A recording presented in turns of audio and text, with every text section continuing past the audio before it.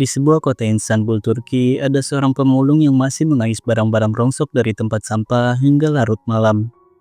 Pemulung itu bernama Mehmet, dan Mehmet sempat terdiam dan melihat ke salah satu apartemen kecil di sana.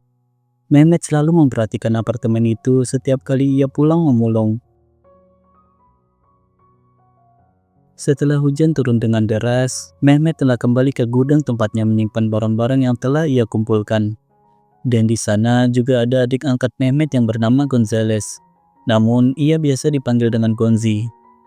Gonzi kesal dengan Mehmet karena Mehmet masih saja terus memulung hingga malam hari. Yang seharusnya Mehmet tak perlu memulung lagi. Cukup Gonzi dan anak buah Mehmet saja yang pergi memulung. Karena Mehmet adalah bos mereka. Dan Mehmet juga sedang menderita sakit keras. Mehmet menderita gagal ginjal. Namun Mehmet beralasan ia hanya ingin mencari udara segar. Lagi pula memulung membuat tubuhnya menjadi berolahraga. Melihat kondisi Mehmet yang semakin memburuk, Gonzi pun langsung membawanya ke rumah sakit. Sesampainya mereka di rumah sakit, meskipun keadaan Mehmet sudah terlihat cukup parah, namun pihak rumah sakit malah meminta mereka untuk menunggu dan mengambil nomor antrian terlebih dahulu. Sedangkan saat ada seorang wanita kaya yang membawa anaknya dalam keadaan darurat, pihak rumah sakit sangat sigap menangani dan melayani anak dari ibu tersebut. Hal itu jelas sangat tidak adil untuk Mehmet dan Gonzi yang hanya berpenampilan tak seperti orang kaya.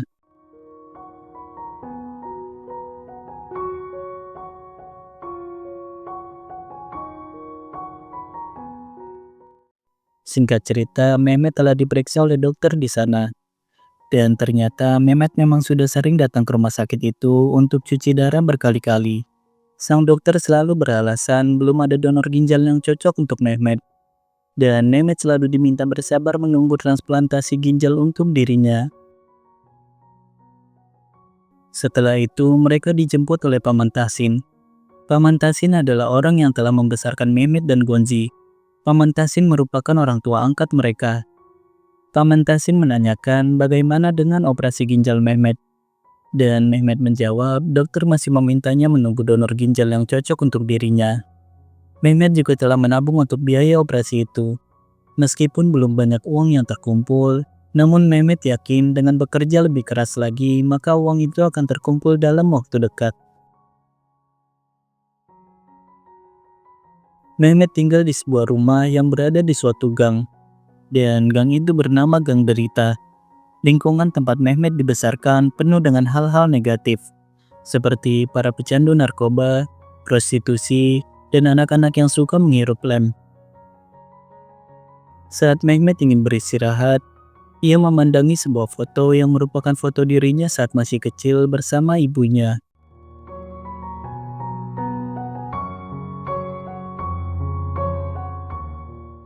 Di pagi harinya, keadaan Mehmet sudah jauh lebih baik. Ia pun mandi dan sarapan, kemudian bergegas pergi ke gudang penyimpanan barang rongsok miliknya.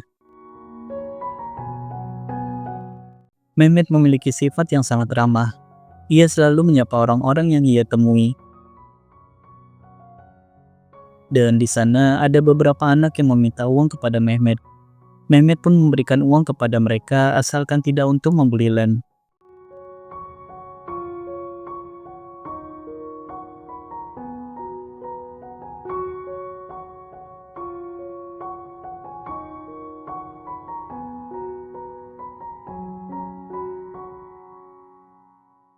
Sesampainya di gudang, para anak buahnya telah menunggu dirinya. Anak buah Mehmet adalah anak-anak jalanan yang tak punya tempat tinggal dan tak memiliki orang tua.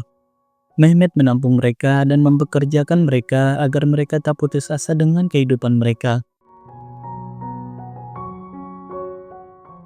Gonzi mengingatkan Mehmet untuk tidak memulung hari ini, karena semalam Mehmet sudah hampir mati karena penyakitnya.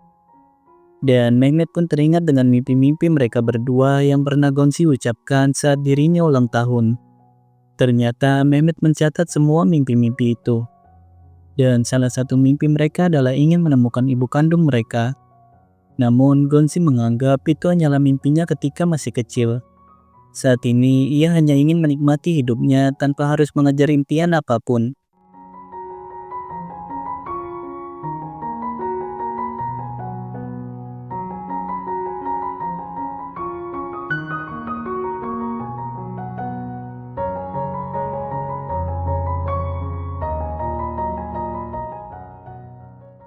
Mehmet menabung uangnya receh demi receh di dalam sebuah kotak yang ia sembunyikan di bawah lantai. Di sisi lain, Gonzi mulai berkeliling kota dan mengumpulkan barang-barang rongsok untuk ia bawa ke gudang nantinya.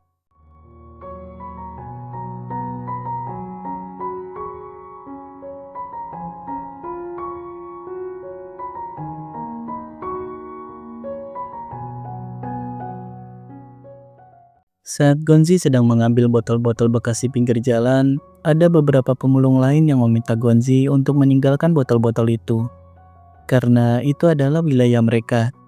Namun, Gonzi tak takut sama sekali dengan mereka. Mereka pun mengejar Gonzi karena tak terima botol-botol mereka diambil oleh Gonzi.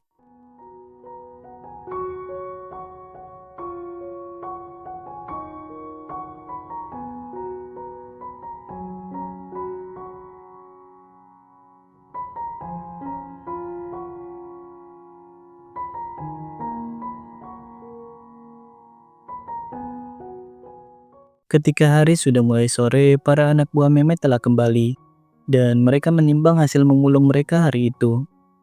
Mehmet pun memberikan bayaran kepada mereka sesuai dengan berat-berat karung yang dibawa oleh mereka. Dan Gonzi pun baru sampai di gudang pada malam hari. Gonzi yang paling terakhir sampai di sana. Gonzi memamerkan botol yang bernilai mahal kepada mereka semua. Gonzi mendapatkan botol seperti itu sebanyak 10 botol. Bahkan Gonzi juga memamerkan setengah cerutu bekas orang yang ia temukan saat memulung. Mehmet meminta Gonzi untuk menimbang karungnya. Namun Gonzi ingin segera pergi ke sebuah acara pernikahan di dekat sana. Gonzi ingin mengemis di acara itu untuk mendapatkan uang tambahan.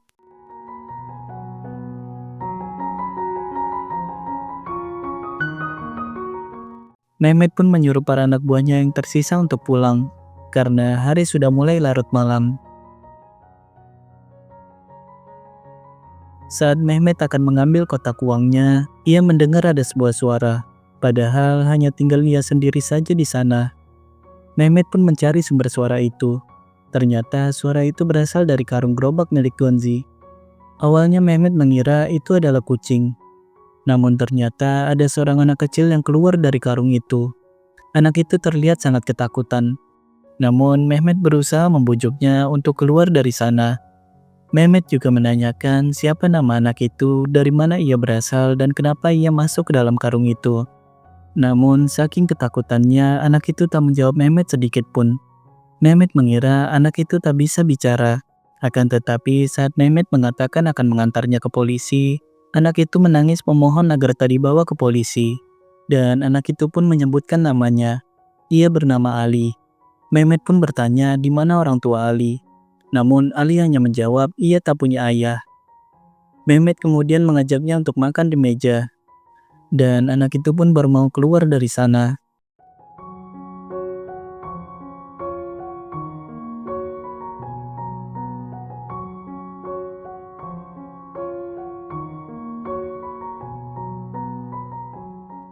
Tampaknya anak itu sangat kelaparan. Entah sudah berapa hari ia tak makan. Ia pun sangat senang meski hanya makan dengan nasi dan saus tomat saja. Mehmet kembali menanyakan tentang Ali. Dan Mehmet mengancam jika Ali tak mau bicara maka ia akan membawanya ke polisi. Ali kemudian bercerita ia harus mencari uang agar bisa menyelamatkan ibunya. Ia tak ingin ibunya tinggal bersama ayah tirinya. Ia sangat ingin pergi membawa ibunya. Namun ibunya menaruh Ali di dalam karung itu agar Ali bisa melarikan diri dari ayah tirinya. Karena ibunya tak tahan melihat Ali yang selalu dipukuli oleh ayah tirinya. Hingga banyak luka memar di sekujur tubuh Ali. Itulah yang membuat Ali menjadi sangat takut dengan orang lain.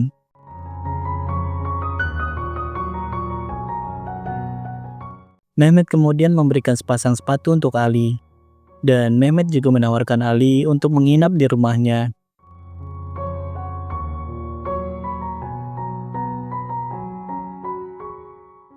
Saat sudah di rumah, Mehmet meminta Gonzi untuk datang ke rumahnya. Mehmet sangat kesal karena Gonzi memulung keluar dari wilayahnya. Gonzi pun mengatakan ia tak meninggalkan wilayahnya. Dan Mehmet menunjukkan kepada Gonzi ia menemukan anak kecil di dalam karung Gonzi. Kini Mehmet sangat bingung harus bagaimana dengan anak itu. karena tak mungkin Mehmet meninggalkannya ataupun menelantarkannya begitu saja. Gonzi pun menyarankan agar memberitahu Paman Tasin. Namun Mehmet khawatir nantinya Paman Tasin akan melapor ke polisi. Mehmet tak ingin anak itu dikembalikan ke rumahnya, karena anak itu sangat menderita selalu dipukuli oleh ayah tirinya. Gonzi pun mengatakan itu lebih baik daripada anak itu terlantar. Gonzi juga ingin punya rumah dan orang tua meskipun ia sering dipukuli. Namun Mehmet tetap tak mau mengembalikan anak itu, karena Mehmet merasa ibu anak itu telah putus asa dan menaruhnya di karung milik Gonzi. Gonzi pun mengatakan bisa saja ibunya saat ini menyesal telah membuang anak itu, dan mungkin ia telah melapor polisi. Gonzi khawatir nantinya ia malah harus berurusan dengan polisi, karena anak itu berada di karung miliknya. Dan Mehmet pun menjadi sangat marah dan meminta Gonzi untuk bersumpah agar tak menceritakan tentang anak itu kepada Paman Tasin. Gonzi pun akhirnya bersumpah dan ia dibolehkan pergi oleh Mehmet.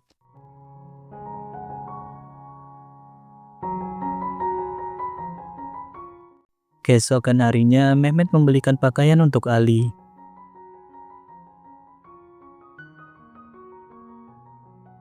Dan saat itu ada seorang pelanggan wanita yang datang.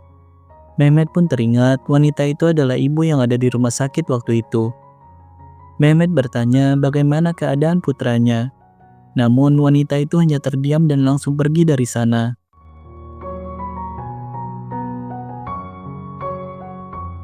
Setelah itu, Mehmet mengajak Ali dan para anak buahnya untuk mandi bersama di tempat pemandian air hangat.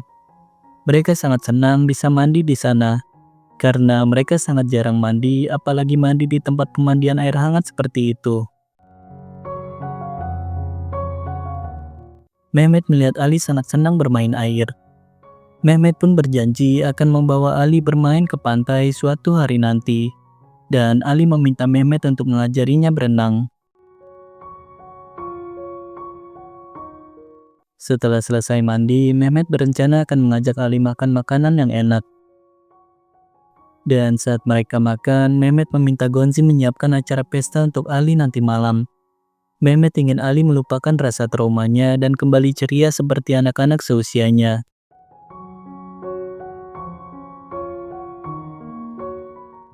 Setelah selesai makan, Mehmet pergi ke sebuah toko kue.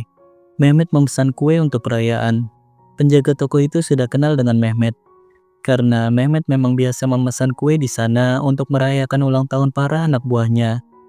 Ia bahkan tahu Mehmet biasanya mencari kue yang sudah agak lama agar mendapatkan harga yang murah. Dan saat Mehmet sedang melihat kue, Ali berteriak memanggil Mehmet. Ali mengatakan ada wanita yang ingin menculiknya. Mehmet pun bertanya di mana Gonzi, karena sebelumnya ia menitipkan Ali kepada Gonzi. Namun Ali juga tak tahu kemana Gonzi pergi. Mehmet pun keluar dari toko dan berteriak mencari wanita yang ingin menculik Ali. Tak lama kemudian, Gonzi kembali datang. Mehmet sangat marah kepada Gonzi karena jika saja wanita itu berhasil membawa Ali, maka mereka akan sulit mencari Ali. Gonzi ternyata pergi ke sebuah tempat sampah di dekat sana untuk mengambil beberapa botol bekas.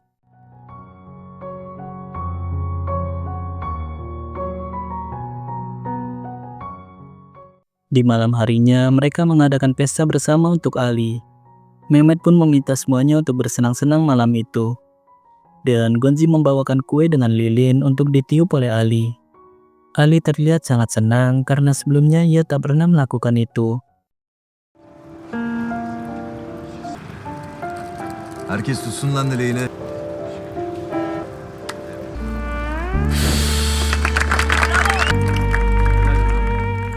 Mereka kemudian memakan kue itu bersama-sama. Beberapa anak di sana mengatakan mereka berdoa agar bisa bertemu dengan ibu mereka lagi. Namun ada salah satu anak mengatakan ia berdoa agar dirinya segera mati.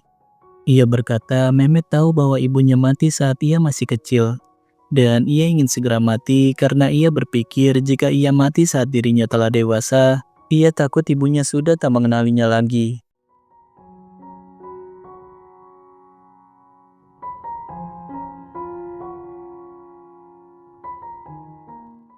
Saat Mehmet hanya tinggal berdua saja dengan Ali, Ali meminta agar ia bisa bekerja dengan Mehmet seperti yang lainnya. Ali ingin mencari banyak uang agar bisa membawa ibunya tinggal bersamanya. Ali pun bertanya di mana ibu Mehmet.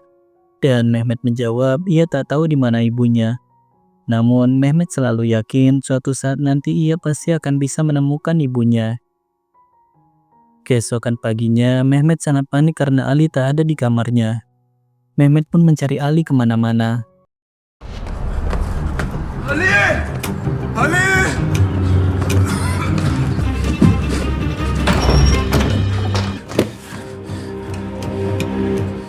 Dan ternyata Ali berada di ruang TV sedang duduk di sana.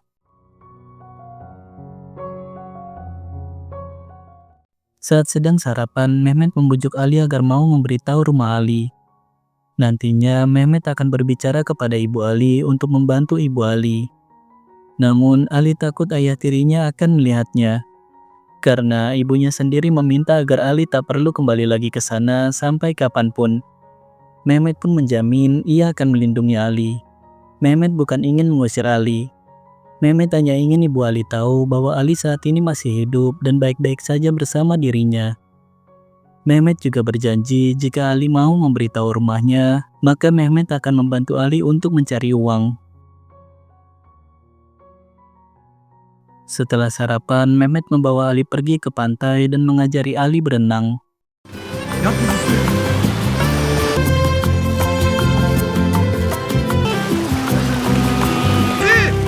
Gel gel!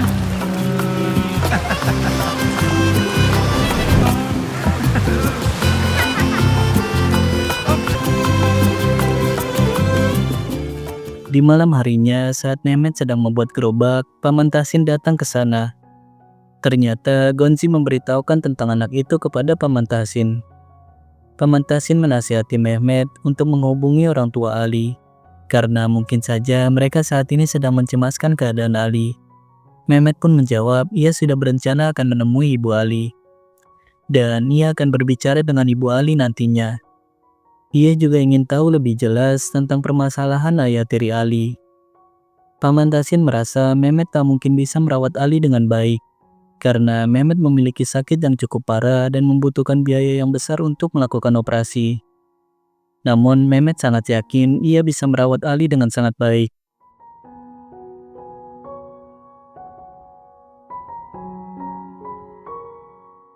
Keesokan harinya, Mehmet telah menyiapkan sebuah hadiah untuk Ali. Mehmet telah mengizinkan Ali untuk bekerja dengannya. Dan Mehmet pun menghadiahkan Ali sebuah gerobak kecil buatannya.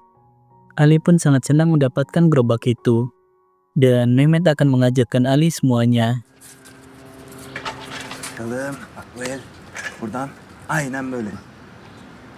Hadi o zaman. Bir. Başla! Bırak yamacıma çömel. Mereka pun berkeliling kota bersama dan mengumpulkan barang-barang dari tempat sampah. Ali terlihat sangat senang di hari pertamanya bekerja. Ia sama sekali tak merasa lelah.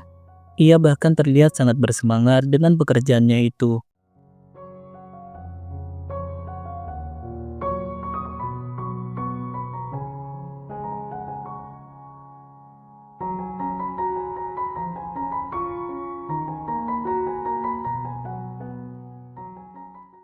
Mehmet juga menyempatkan untuk bermain sejenak agar Ali tetap merasa senang dengan pekerjaannya. Bıktım evini. Geri, geri, geri. Di malam harinya, saat Mehmet keluar rumah, anak-anak para pecandu lem di sana sedang teler dan menanyakan di mana Ali. Mehmet pun menjawab Ali sudah tidur di dalam rumah, dan Mehmet meminta mereka untuk tidak mengganggu Ali. Saat Mehmet sedang berada di gudang, ia merasakan penyakitnya mulai kambuh lagi.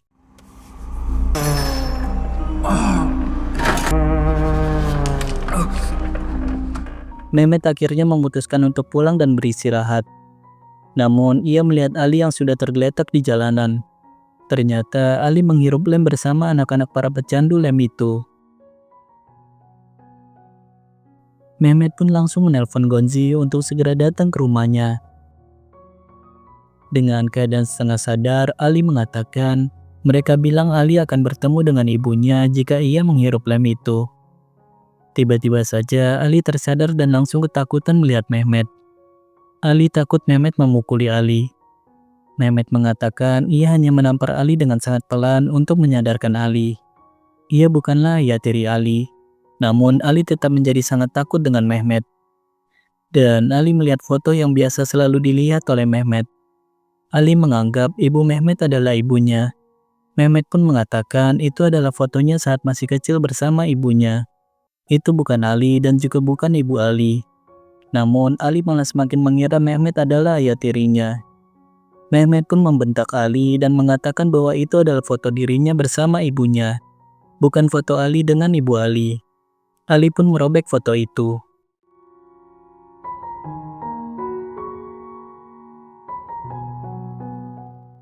Tak lama kemudian, Gonzi telah sampai di sana.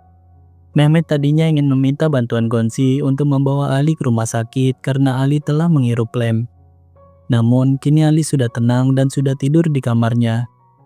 Mehmet jadi teringat dahulu saat ia masih kecil, anak-anak di sana juga memintanya menghirup lem dengan alasan agar Mehmet bisa bertemu dengan ibunya. Mehmet merasa Ali sama seperti dirinya saat masih kecil yang sangat merindukan ibunya. Mehmet merasa sedih melihat Ali yang seperti itu. Ia merasa telah gagal dan ia akan mengantarkan Ali pulang esok hari. Keesokan harinya, Mehmet membawa Ali ke tempat Gonzi memulung waktu itu. Ali sebenarnya tak mau dibawa pulang.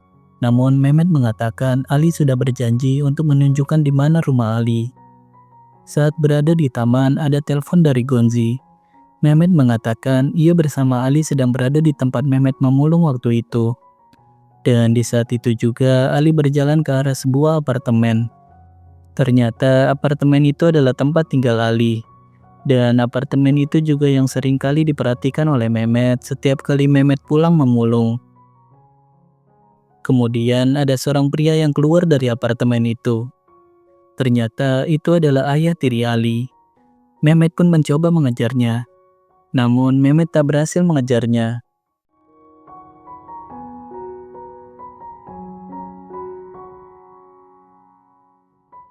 Saat Mehmet kembali, Ali sedang menangis di dalam karung dan wajahnya terlihat sangat memar. Mehmet menanyakan siapa yang telah memukul Ali. Ali menjawab ayah tirinya yang memukulnya.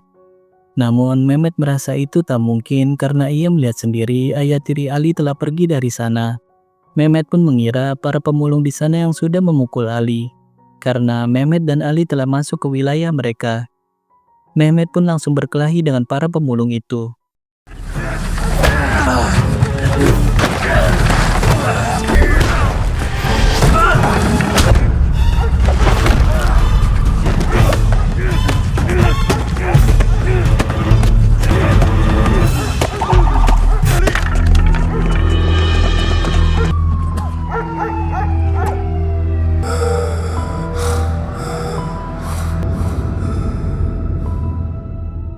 Saat Mehmet tersadar dari pingsannya, Mehmet sudah dibawa ke rumah sakit oleh Gonzi. Mehmet menanyakan di mana Ali. Namun suster itu mengira Mehmet hanya mengigau karena sedang dalam pengaruh obat. Terlebih setengah darah Mehmet sedang berada di dalam mesin. Mehmet bertanya kepada Gonzi di mana Ali. Namun Gonzi juga tak menemukan Ali dimanapun. Mehmet ingin pergi mencari Ali. Gonzi pun berusaha menahan Mehmet dan menahan pendarahan Mehmet.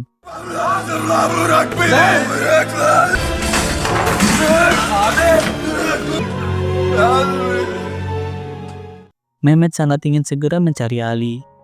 Meskipun keadaannya masih sangat lemah, namun ia memaksakan untuk pulang ke gudangnya. Dan di sana Mehmet langsung mengambil semua uang yang telah ia kumpulkan selama ini. Di saat itu juga Paman Tasin datang ke sana. Gonzi lagi-lagi memberitahu Paman Tasin. Dan Paman Tasin langsung meminta uang itu. Paman Tasin tak mau Mehmet menggunakan uang itu selain untuk operasinya. Karena mungkin saja nantinya Mehmet sudah tak bisa menabung lagi. Namun Mehmet malah marah dan mengancam akan membunuh mereka. Mehmet tak peduli mereka adalah saudara. Mehmet ingin pergi membantu Ali dan menyelamatkan ibu Ali. Mehmet juga kesal dengan Paman Tasin karena selama ini Paman Tasin tak pernah berusaha membawa Mehmet untuk bertemu dengan ibunya. Mehmet pun tak mau Ali bernasib sama seperti dirinya. Mehmet ingin Ali bisa hidup dengan tenang bersama ibunya.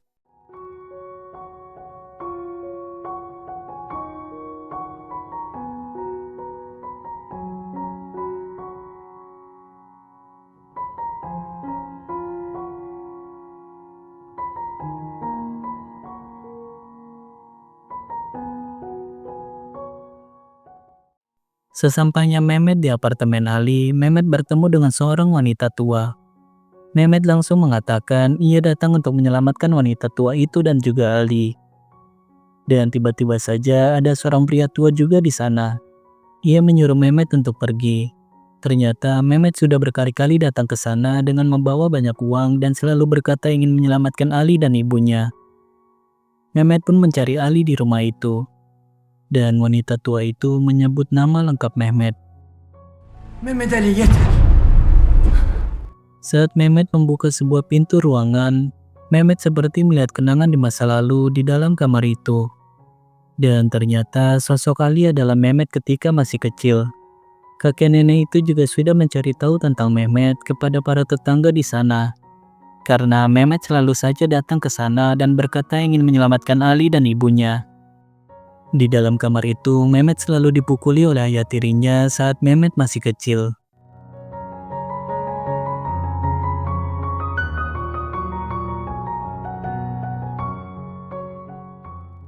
Dan ibunya pun menaruh Mehmet di dalam karung pemulung dan menyuruh Mehmet untuk pergi dari sana dan jangan pernah kembali lagi ke rumah itu. Ibunya adalah wanita yang pernah Mehmet lihat di rumah sakit dan pernah ia temui di toko pakaian waktu itu. Ternyata Mehmet sudah sering kali seperti itu. Dan itu semua karena trauma berat Mehmet di masa kecil dan juga karena rasa rindu Mehmet kepada ibunya yang sangat mendalam. Dari sanalah Mehmet menjadi sering kali berhalusinasi. Parahnya, Mehmet tak bisa membedakan antara kenyataan dan halusinasi. Gonzi dan Paman Tahsin beserta para anak buah Mehmet sudah terbiasa dengan sikap Mehmet ketika sedang berhalusinasi seperti itu. Mereka terkadang membiarkan Mehmet dengan halusinasinya. Karena Mehmet terlihat sangat bahagia saat sedang berhalusinasi. Namun terkadang saat Mehmet sudah berlebihan, mereka semua berusaha untuk menghentikan Mehmet. Meskipun pada akhirnya Mehmet memang sangat sulit dihentikan. Selama ini, sosok anak kecil bernama Ali yang selalu bersama Mehmet hanyalah halusinasi Mehmet saja. Yang padahal Ali adalah Mehmet itu sendiri. Mehmet seperti merasa sangat bersalah kepada ibunya. Karena dahulu ia tak bisa menyelamatkan ibunya. Hingga ia harus terpisah dengan ibunya dan tak bisa lagi bertemu dengan ibunya. Mehmet pernah sempat kembali ke apartemen itu saat masih kecil. Namun ibunya telah pindah dari sana dan ia hanya menemukan foto dirinya bersama ibunya. Mehmet yang sejak tadi sudah menahan rasa sakitnya dan telah kekurangan banyak darah, akhirnya ia meninggal di malam itu dalam keadaan masih sangat merindukan ibunya. Dan seperti biasa, jangan lupa klik dulu tombol subscribe-nya dan sampai jumpa lagi di video Histoma selanjutnya.